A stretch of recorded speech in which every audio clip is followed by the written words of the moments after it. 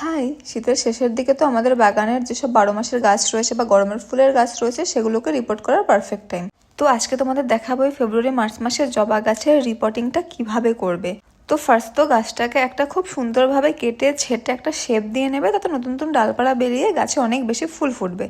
তারপরে গাছটাকে পুরোনো টব থেকে তুলে গাছের যত আশেপাশে শিকড় হবে বা রুট বাউন্ড থাকবে সেগুলোকে সব ছেটে ফেলতে হবে, মানে শিকড়গুলোকে পুরো ট্রিম করে দিতে হবে।